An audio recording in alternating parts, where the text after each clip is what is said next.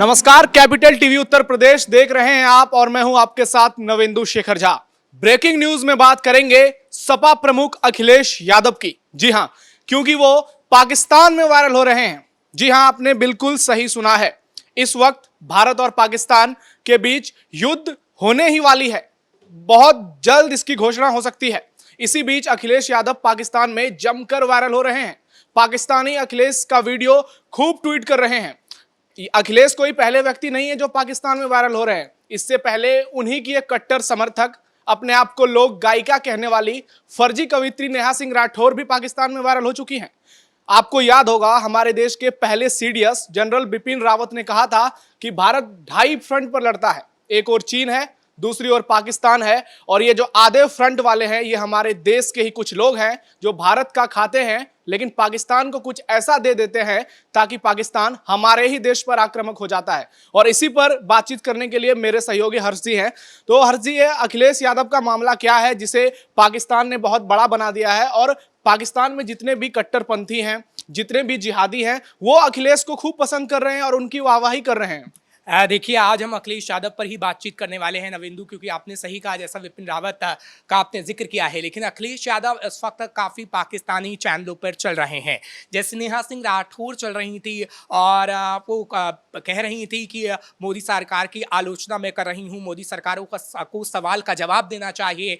वैसे ही अखिलेश यादव का इस वक्त ट्वीट वायरल हो रहा है, उनके बयान वायरल हो रहे हैं, क्योंकि हाल ही में जो प्रेस कॉन्फ्रेंस की गई थी उनमें उन्होंने कहा था कि अगर आप पाकिस्तान के साथ कुछ भी ऐसा वैसा करते हैं, युद्ध करते हैं, तो आपको चीन के साथ भी करना पड़ेगा। ये सबसे बड़ा बयान था। हालांकि किसी भी विपक्षी पार्टी को ऐसा बयान नहीं देना चाहिए जब हम देखें कि हमारा देश किसी दुश्मन देश के लिए कोई ऐसी बड़ी कार्रवाई करने को तैयार हो, क्योंकि आज़ादी के बाद से चाहे फिर चीन के साथ हमारा संघर्ष रहा हो, 62 का युद्ध हो या फिर 67 का संघर्ष रहा हो, विपक्षी पार्टियां एक होकर हमेशा से सरकार का साथ देती रही हैं, या फिर 71 का युद्ध रहा हो पाकिस्तान के साथ, जितने भी हमने युद्ध लड़े हैं, हमने देखा है कि किस तरीके से सरकार और विपक्षी पार्टियां सहमत रहती हैं, उसके बाद ऐसी स्थिति होती है।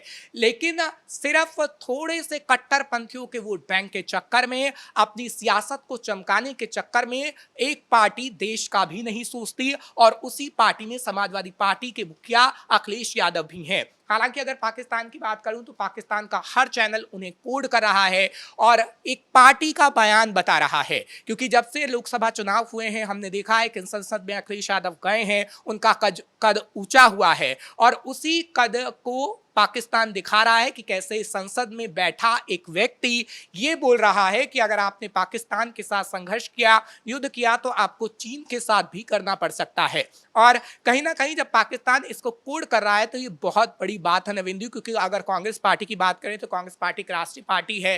हालांकि कांग्रेस पार्टी ने जिस तरीके से पीएम मोदी की तस्वीर जारी की थी, तो हमने देखा कि अंदर खाने क्या हुआ भारत के अंदर। और भारत के अंदर अगर राजनीति हो तो अच्छा लगता है नवेंदु, क्योंकि विपक्षी पार्टी हो या फिर सरकार हो, लेकिन भारत से बाहर जो दुश्मन देश है हमारा, वहां पर अगर किसी पार्टी के ऐसे बयान जाते हैं तो कहीं ना कहीं लगता है कि आखिर देश में ऐसे राजनेता क्यों बैठे हैं। आपने बात की वोट बैंक की, तो यूपी में 2027 में विधानसभा चुनाव होने वाले हैं और हर किसी को पता है कि मुस्लिम एक तरफा वोट करते हैं बीजेपी के विरोध में।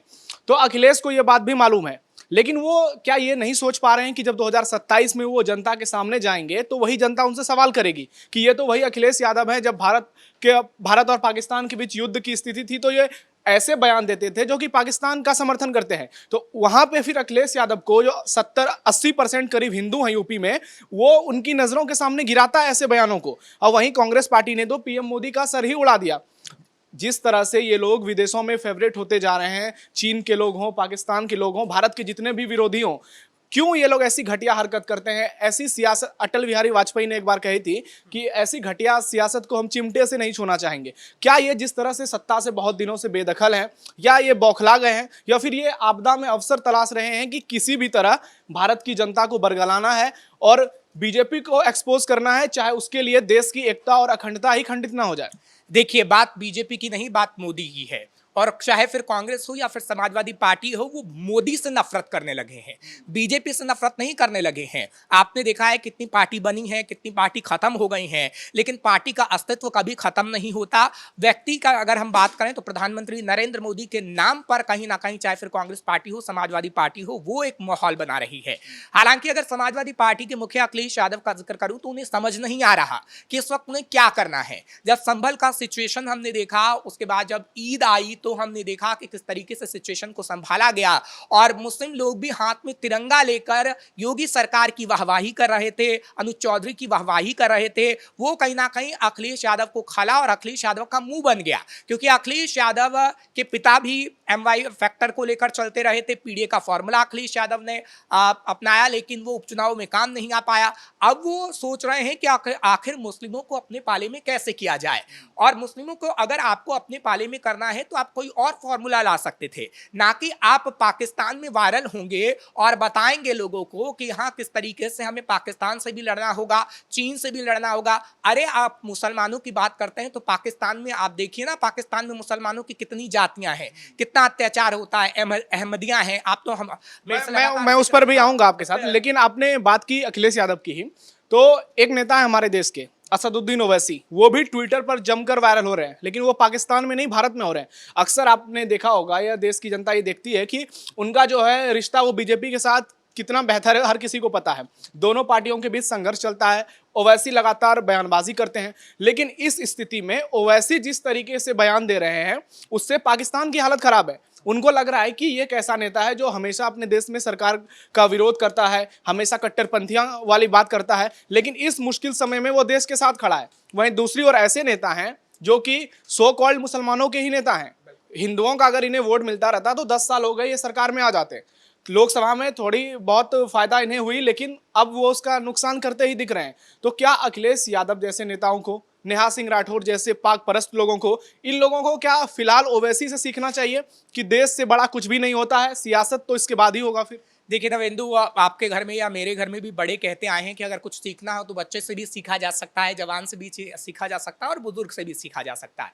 और वाकई आप सही कह रहे हैं कि ओवैसी से सीखना चाहिए कहीं ना कहीं अखिलेश यादव को, क्योंकि ओवैसी कट्टरपंथियों की बात करते हैं कभी कभी, और ओवैसी दिखाते हैं कि मैं मुसलमानों का मसीहा हूँ, लेकिन मुसलमानों का मसीहा बनने के चक्कर में वो कुछ भी देश के लिए नहीं बोल देते हैं। हालांकि अगर समाजवादी पार्टी के मुखिया अखिलेश यादव की बात की जाए तो वो अभी कुछ भी बोल रहे हैं। नेहा सिंह राठौर का जब हम जिक्र करते हैं तो नेहा सिंह राठौर को लेकर भी इशारों में उन्होंने कहा कि किस तरीके से जातियां की जा रही हैं, और जो पाक परस्त कई लोग हैं, या फिर हमने देखा है कि कई ऐसे प्लेटफॉर्म हैं जहां पर पाकिस्तान की बात की जा रही है, जब उस पर बैन लगा उसको लेकर भी अखिलेश यादव को दर्द होता हुआ नजर आया, क्योंकि अखिलेश यादव के वो लोग गुणगान गाया करते थे और बताया करते थे कि कैसे अखिलेश यादव की सरकार में ये चीजें हुई और बीजेपी सरकार में ये नहीं हो रहा। लेकिन क्या उनको ये पता है कि अखिलेश यादव किसके बलबूते सीएम बने थे? मुलायम सिंह यादव के बलबूते सीएम बने थे, और किस तरीके की सिचुएशन रही थी, क्योंकि अखिलेश यादव को ऐसा कोई भी, जब आप इतिहास के पन्नों को पलटेंगे तो ऐसा अखिलेश यादव के पास कोई भी एक्सपीरियंस नहीं है, क्योंकि वो कैसे, जैसे मुलायम सिंह यादव उनके पिता उभरे थे वैसे वो उभरे नहीं हैं। मुलायम सिंह यादव तो किसी गांव में चले जाते थे, मुलायम सिंह यादव तो साइकिल पर चले जाते थे और किसी के घर रोटी भी खा लिया करते थे, लेकिन अखिलेश यादव ऐसा नहीं करते थे, वो थिएटर में जाके फिल्म देखा करते थे।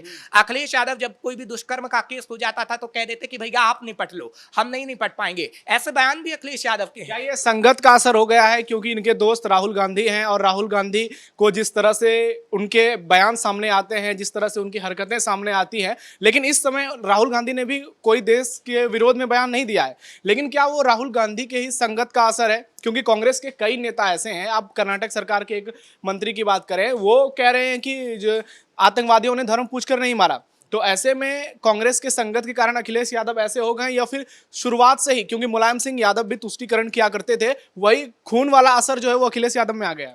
देखिए, कहते हैं संगत का असर तो पड़ता ही है, क्योंकि कोयले की खान में अगर कोई भी जाएगा तो थोड़ी कालिख तो लग ही जाएगी, और वैसे ही अखिलेश यादव के साथ भी हो रहा है। आप ठीक कह रहे हैं, क्योंकि उत्तर प्रदेश की अगर हम बात करें तो उत्तर प्रदेश में राहुल गांधी और अखिलेश यादव की राहें अब जुदा थोड़ी थोड़ी होने लगी हैं, या फिर कह लीजिए कि पूरी होने लगी हैं। और राहुल गांधी कहीं ना कहीं अब अपने आप को एक कदम पीछे इस मामले में हटा रहे हैं, क्योंकि राहुल गांधी के ऐसे कई बयान हैं जो कि वायरल हुए थे। उनको कई बातें ऐसी कह दी गई थी कि कांग्रेस कई सीटों पर जीतने में सिर्फ और सिर्फ राहुल गांधी की वजह से नाकामयाब रही। अब राहुल गांधी ये नहीं चाहते हैं, लेकिन अब उस धर्रे पर अखिलेश यादव आ गए हैं। अखिलेश यादव की आप कोई भी रणनीति उठाकर देख लीजिए, चाहे फिर वो चुनावों की हो, जब विधानसभा चुनाव हुए या फिर उपचुनावों की बात करें, तो उनकी कोई भी रणनीति काम नहीं आ पाई, वो धाराशाही हो गए। अब वो पाकिस्तान के चाहे मुसलमानों को खुश कर लें या फिर भारत के मुसलमानों के खेमे में बयान दे दें, अब अखिलेश यादव का कुछ नहीं होने वाला नवेंदु, क्योंकि आप भी जानते हैं, आप और मैं लगातार डिस्कस करते रहे हैं कि कैसे अखिलेश यादव की राजनीति उत्तर प्रदेश में रही है। आप ये कह सकते हैं कि एक बार तुक्का लग सकता है, लेकिन बार बार तुक्का अखिलेश यादव का नहीं लग सकता। आपने पाकिस्तान की बात की, कल शाम में दिल्ली में मीटिंग्स हुई है, एक नहीं कई मीटिंग्स हुई है, लेकिन जो सबसे अहम मीटिंग थी वो पीएम मोदी के साथ रक्षा मंत्री और तीनों सेना के प्रमुख मौजूद थे। वहां पर सीडीएस भी मौजूद थे, एनएसए अजीत डोभाल भी मौजूद थे। कहा जा रहा है कि भारत ने पूरी तैयारी कर ली है, किसी भी वक्त पाकिस्तान पर हमला हो सकता है। और पाकिस्तान के एक मंत्री हैं, उनका एक बयान आया है, वो कह रहे हैं कि भारत 24 से 36 घंटे में पाकिस्तान पर हमला कर सकता है। और वहीं पाकिस्तान बार बार न्यूक्लियर वॉर की धमकी दे रहा है। तो क्या माने कि पाकिस्तान भारत को उकसा रहा है या फिर पाकिस्तान पूरी तरह से हताश हो गया डर से, जिसकी वजह से वो बार बार युद्ध की धमकी दे रहा है? अभी तक भारत ने एक बार भी नहीं बोला है, भारत की सरकार ने या फिर किसी नेता ने, किसी ने या फिर सेना के किसी अधिकारी ने ऐसी कोई बयानबाजी नहीं की। लेकिन दूसरी ओर पाकिस्तान, जिसके देश में तबाही का मंजर जारी है, वो पाकिस्तान बार बार युद्ध की धमकी क्यों दे रहा है? देखिए, पाकिस्तान का यहाँ एग्जाम्पल नहीं दूंगा, मैं चीन का दूंगा, क्योंकि पाकिस्तान के साथ जितने भी युद्ध हुए हैं भारत जीता है।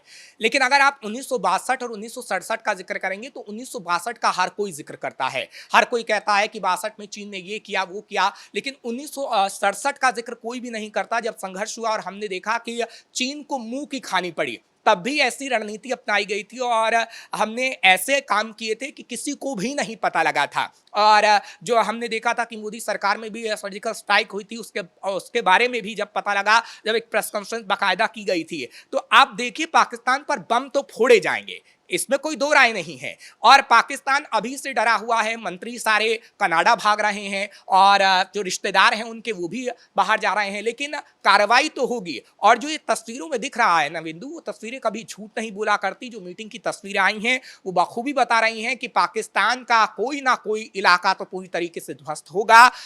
2600, 2500, 2800 सबका बदला कहीं ना कहीं 60 से 70 लोगों से जरूर लिया जाएगा।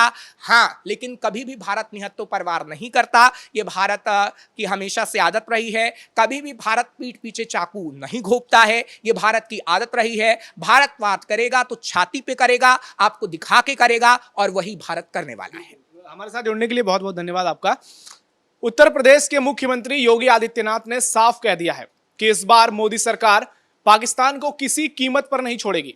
पाकिस्तान, उन्होंने सीधे तौर पर कहा कि अगर कोई हमें छेड़ेगा तो हम उसको छोड़ेंगे नहीं।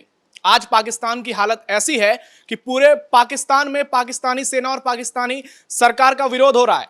बात पीओके की करें, बात बलूचिस्तान की करें, जहां पर फ्री बलूचिस्तान के नारे लग रहे हैं, लाखों लोग सड़क पर आ गए हैं। सिंध में पानी की कमी के चलते लोग रोड पर प्रदर्शन कर रहे हैं। पाकिस्तान हर ओर से घिर चुका है। एक ओर भारत का दोस्त अफगानिस्तान है तो दूसरी ओर ईरान भी है, जहां शिया और सुन्नी वाला संघर्ष चल रहा है और पाकिस्तान इससे परेशान है। ऐसे में अखिलेश यादव का यह बयान पाकिस्तान में बैठे लोगों के लिए कितना फायदेमंद है और भारत के लिए कितना नुकसानदायक है, आप कमेंट बॉक्स में जरूर बताइए। लेकिन एक बात तो तय है, पाकिस्तानी आर्मी भी ये बात जानती है, पाकिस्तानी सरकार भी ये बात जानती है कि अगर युद्ध होते हैं तो पाकिस्तान की स्थिति भारत के सामने क्या होगी, वो 1965, 1971 और कारगिल इसका बहुत बड़ा उदाहरण है। फिलहाल नमस्कार।